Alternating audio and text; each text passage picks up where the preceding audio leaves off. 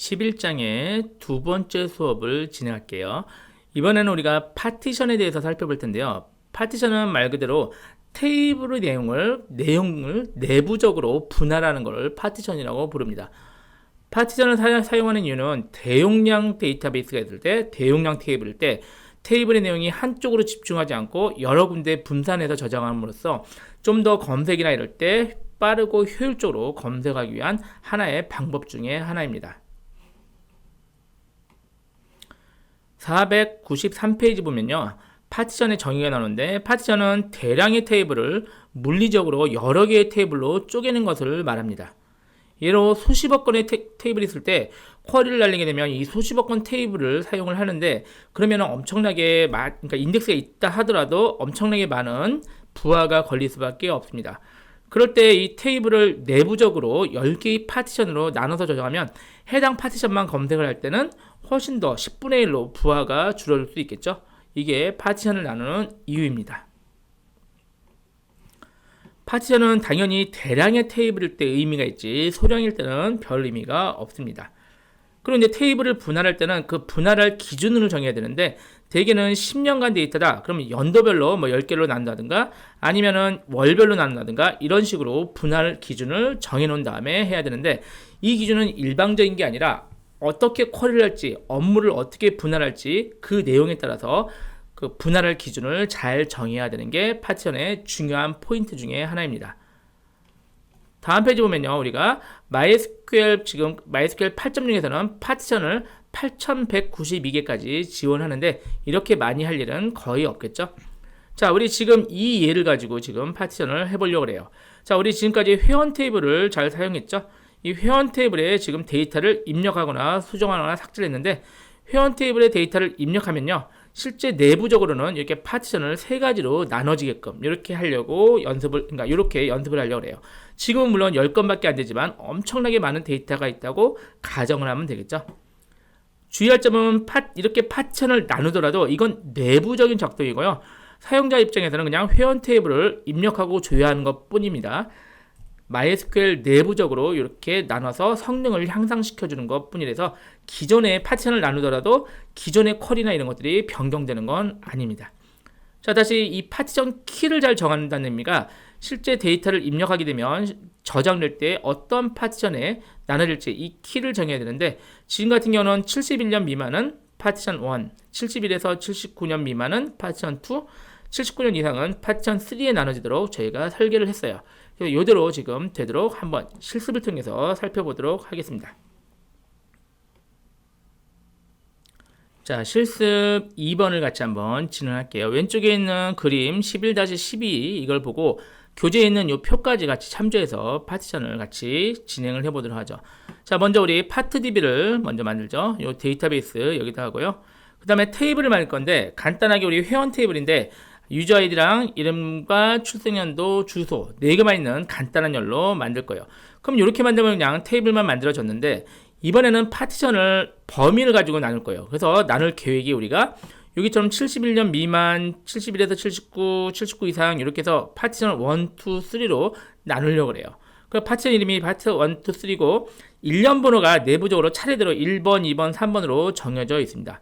그리고 값이 얘는 어떻게 돼요? 얘는 71, 값이 71 미만, 얘는 71에서 79, 그리고 나머지 79 이상은 얘로 이렇게 정하는 게 바로 이겁니다. 그래서 보시면 파티션 바이 레인지, 범위에서 출생연도 범위죠. 출생연도 범위에 의해서 파티션이 나누는데, 파티션의 파트 1은 값이 71보다 미만인 거, 그럼 얘가 들어가고요. 그 다음에 두 번째 파트는 79보다 미만인 거, 그러면 얘가 빠지고 되니까 71보다 크거나 같고 79보다 작은 거, 그리고 나머지는 그 다음에 less than max value면 이거 이상인 거가 나머지 파트 3에 들어가서 우리 계획대로 이렇게 분할이 되는 것입니다. 얘가 1번, 2번, 3번 이렇게 됩니다. 자, 테이블 만들게요. 자, 테이블이 잘 만들어졌죠? 그러면 인서트를 계속 하면 되는데, 우리 귀찮으니까요, SQLDB의 유저 테이블 중에서 거기 10건이 있죠. 10건에 4개를 같이 select, insert into select 문으로 갖다가 부어서 넣어 들어가죠. 그럼 10건이 부어서 들어가죠. 자, 들어가면 된 얘가 이제 알아서 파티션이 나눠졌을 거예요. 셀렉트 해볼게요. 자, 셀렉트 하니까 이 쿼리가 결과가 나는데 우리 전에랑 좀 다른 걸 느낄 수가 있을 겁니다. 위에 보면 여기 4건 있죠. 4건이 파티션 1이에요. 뭐죠? 71년 미만인 사람만 돼 있고 파트 1이고 그 다음에 3건이 파트 2에 있는 내용이죠. 71에서 79 그리고 나머지가 파트 3죠. 그러니까 검색을 할 때요. 얘가 왔다 갔다 안 하고 얘를 다 검색 이 차례대로 검색했다는 것을 확인할 수가 있습니다. 자, 파티션이 생성된 내용도 확인해 보도록 하죠. 자, 보면 어디 있냐면 인포메이션 스키마 DB의 파티션 테이블에 들어있거든요. 그래서 우리가 지금 테이블 이름을 파트 TB를 한번 검색을 해볼게요.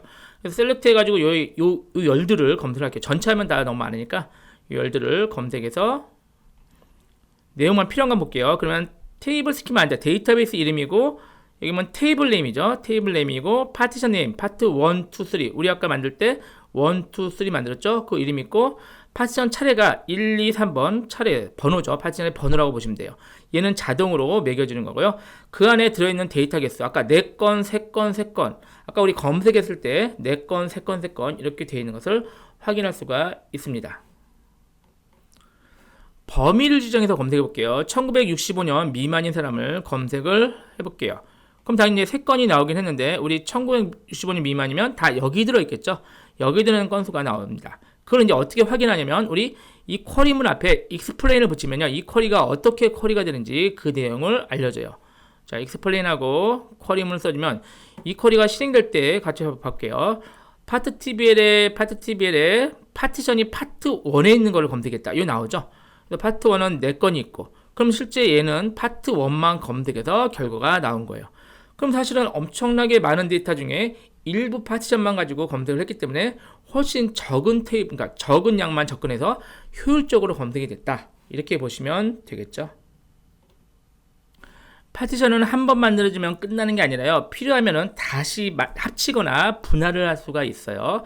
보면 지금 이제 우리 계획상 지금 파티션을 분할해 볼게요. 지금 여기에 79년 이상이 있는데 여기서 86년까지, 그러니까 79에서 86 미만까지 하고 86 이후까지 해서 두 개를 같이 분할할게요. 그러니까 얘를 더 분할해서 파티션 3과 파티션 4로 이렇게 분할할 수도 있습니다. 얼터 테이블로 리오거나이즈 파티션 이렇게 해서 만들면 파티션이 분할이 됩니다. 자, 실행해 보죠. 자, 성공했고요. 그 다음에 옵티마이저 테이블로 테이블을 옵티마이즈 해주면 분할된 파티션이 적용이 됩니다. 다시 한번 셀렉트해서 파티션 구조를 볼게요.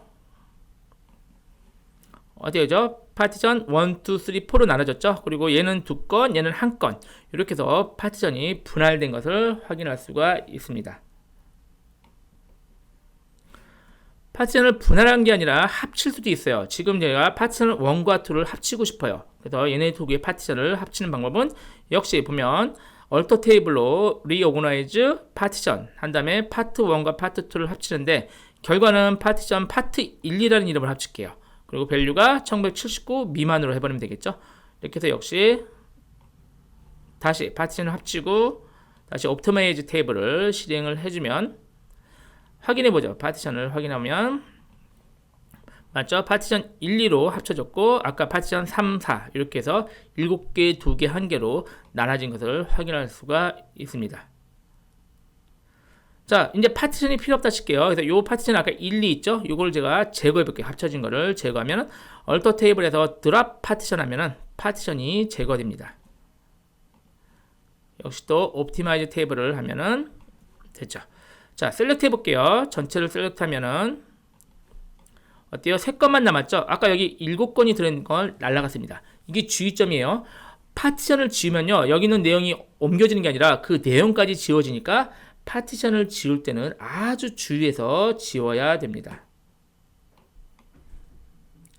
자, 파티션을 좀 마무리할게요. 우리 지금 방금 한 것은 범위에 의해서 나눴죠? 연도, 그러니까 출생연도에 따라 나눴는데 범위가 아니라 그 레인지 파티션 말고 우리가 리스트 파티션 해가지고 범위가 아닌 것도 파티션을 나눌 수가 있습니다.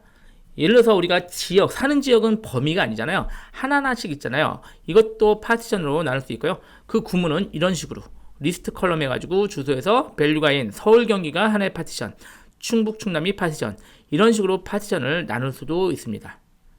자, 파티션을 정리해 볼게요. 파티션은 외래 키를 설정할 수가 없어요. 그래서 지금 프라이머리 키, 포린 키 연결된 테이블에는 사용할 수 없고 단독적으로 있는 테이블에만 파티션을 설정할 수가 있습니다. 좀 제한적이죠.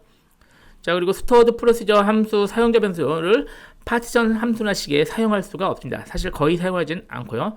당연히 임시 테이블은 파티션 안 되죠. 잠깐 있다가 사라지는 거니까. 파티션 키에는 일부 함수만 사용할 수 있습니다. 모든 함수를 사용할 수 있는 게 아니고 아까 약간 8,000개까지 되는데 이렇게 많이 하는 경우는 없겠죠. 방금 레인지 파티션은 범위, 리스트 파티션은 범위가 아니라 하나하나 데이터 이렇게 생각하시면 되겠어요.